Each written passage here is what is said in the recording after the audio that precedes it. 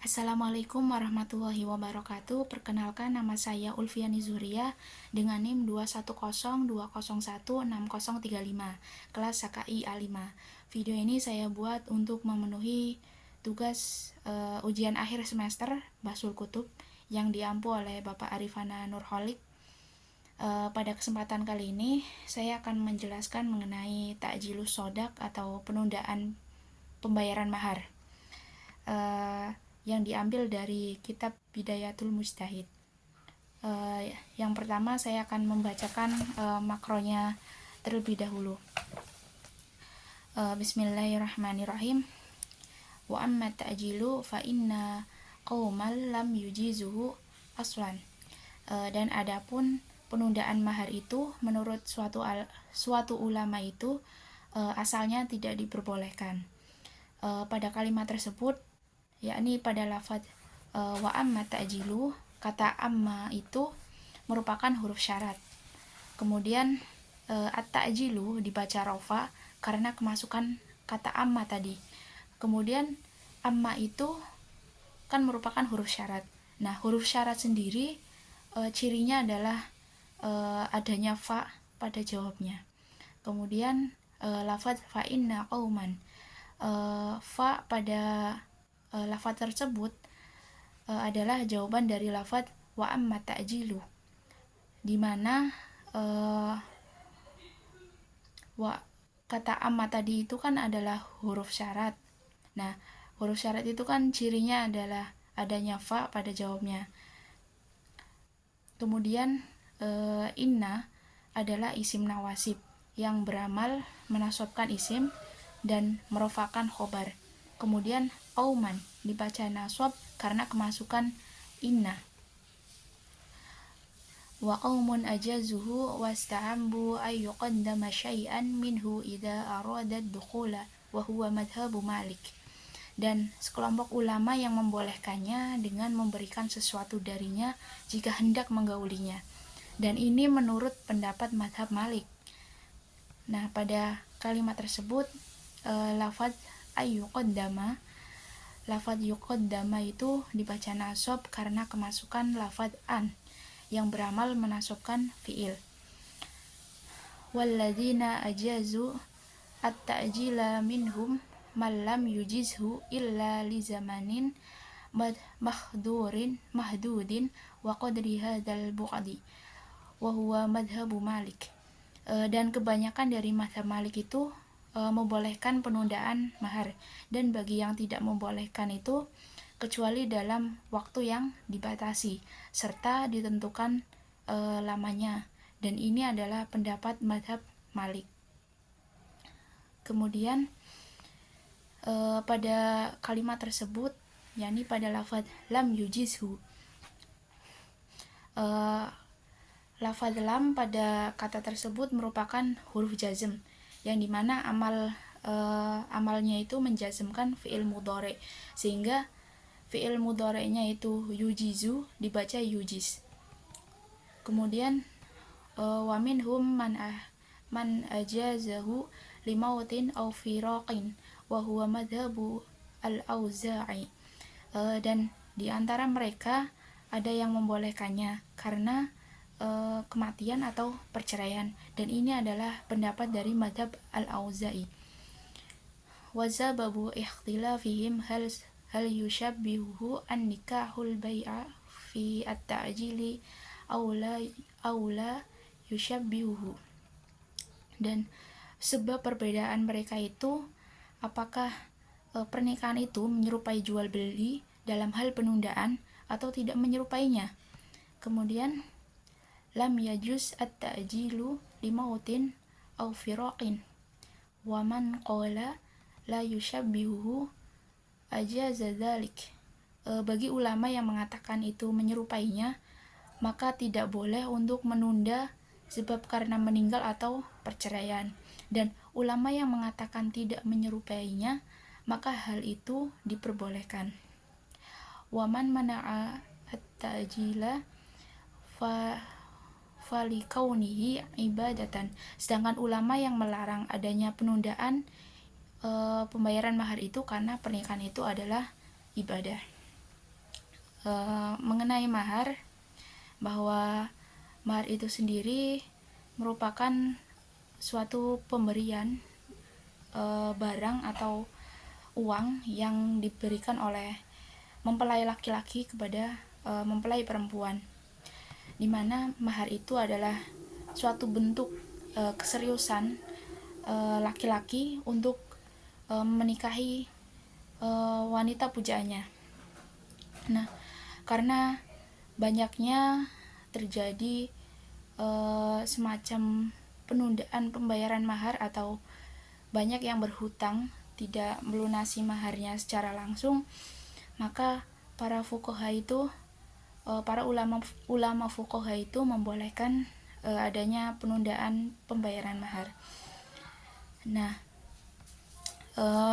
hal ini sesuai dengan adat atau kebiasaan masing-masing yang berlaku di dalam masyarakat. Kemudian ada beberapa pendapat menurut ulama mazhab. Yang pertama ada menurut mazhab Hanafi, bahwa berpendapat membolehkannya mentakjil mahar atau menunda mahar, dengan syarat itu pelunasannya itu jelas waktunya kapan dan bergantung pada adat yang berlaku di dalam masyarakat tersebut. Kemudian menurut mazhab Syafi'iyah dan Hanabilah itu membolehkan penundaan pembayaran mahar, baik itu mahar itu dibayar setengah dulu, setelah itu dilunaskan, atau bisa dibayar keseluruhan di akhir waktu yang telah ditentukan. Kemudian ada pendapatnya menurut mazhab Malikiyah, seperti yang sudah dijelaskan di dalam makro tadi.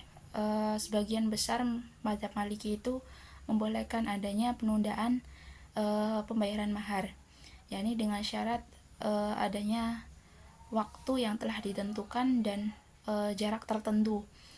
Jika maharnya itu sudah ditentukan waktu dan tempatnya itu seperti rumah itu sudah ada di suatu tempat, maka wajib langsung diberikan kepada mempelai wanitanya itu.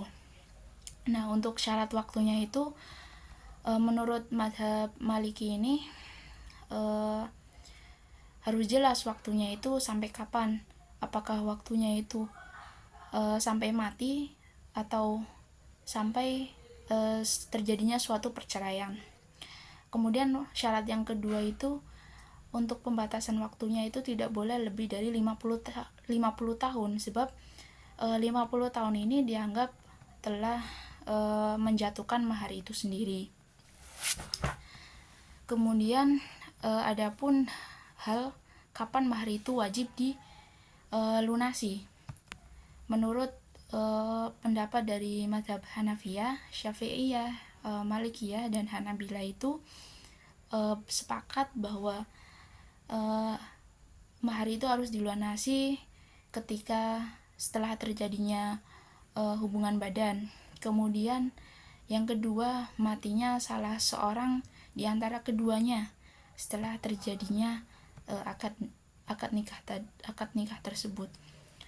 Kemudian di dalam makro tersebut muncul pertanyaan bahwa sebagian ulama itu yang tidak membolehkan penundaan pembayaran mahar sebab dengan alasan bahwa perkawinan itu adalah ibadah. Kemudian perbedaan penundaan pembayaran itu dikarenakan pernikahan itu disamakan dengan jual beli dalam hal penundaan. Bagi fuqaha yang menyamakan penundaan pembayaran mahar itu dalam hal pernikahan dengan jual beli, mereka berpendapat bahwa penundaan mahar itu tidak boleh sampai terjadinya kematian atau perceraian. Sedangkan yang mengatakan bahwa penundaan pembayaran mahar itu tidak sama dengan jual beli, itu dengan alasan bahwa pernikahan itu adalah suatu ibadah. Nah, menurut pendapat saya mengenai materi yang ada dalam makro tersebut, bahwa penundaan pembayaran mahar itu menurut saya selaku sebagai perempuan, saya lebih ke tidak setuju. Sebab Islam sendiri telah memudahkan bagi laki-laki yang akan meminang atau menikahi wanita dengan memberikan mahar yang semampunya, bukan yang paling kecil, namun yang bermanfaat bagi perempuan tersebut. Seperti halnya Ali bin Abi Thalib yang menikahi anak Rasul, di mana mahar yang diberikan hanya baju besi. Nah, kemudian mahar itu sendiri adalah suatu kewajiban yang harus dilakukan bagi seorang laki-laki terhadap perempuan, sebab mahar itu adalah hak bagi seorang wanita. Meskipun mahar itu bukan merupakan rukun, namun mahar itu sendiri adalah syarat wajib yang harus diberikan kepada perempuan yang hendak dinikahinya, sebab hal ini berkaitan dengan syarat dalam menggauli istrinya. Bagi seorang laki-laki yang belum melunasi maharnya, ketika ia telah menggauli istrinya, apabila itu terjadi suatu perceraian, maka ia harus wajib membayar seluruh hutang maharnya kepada istrinya itu. Namun apabila belum menggauli istrinya, maka ia hanya membayar setengah dari mahar tersebut. Cukup sekian yang dapat saya sampaikan. Apabila ada kesalahan, mohon maaf. Billahi taufiq wal hidayah. Wassalamualaikum warahmatullahi wabarakatuh.